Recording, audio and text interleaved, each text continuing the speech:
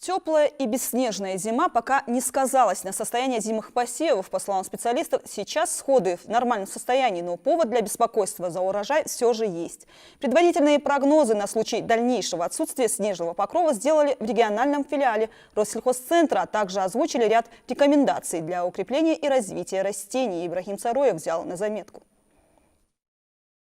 У нашего всего крестьянин торжествует снежной зимой, а зима без белых покрывал для земледельца самое что ни на есть унылая пора. Ему, если в январе как-то не по сезону тепло, некомфортно от того, что некомфортно его посевам. И этот дискомфорт может приводить к снижению урожая. Какие погодные условия у нас влияют отрицательно, потому что перепад температур у нас, бесснежие у нас. И это способствует развитию грибных заболеваний.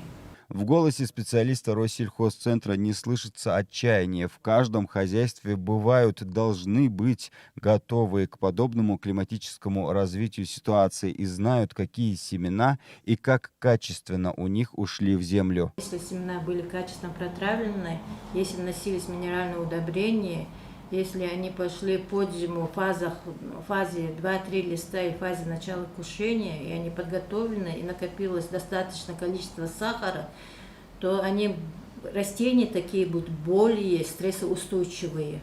Пока состояние почвы не позволяет коллегам Лидии Гамкартиевой оценить состояние всходов, влияние на них, погодных и прочих условий, но аграрии должны быть готовы. В начале вегетации сперва сделать почвенный анализ, исходя из этого вносить минеральные удобрения, потом, исходя из развития болезни, если превышает экономический порог вредоносности, то проводить опрыскивание, листовое опрыскивание фунгицидами необходимо будет.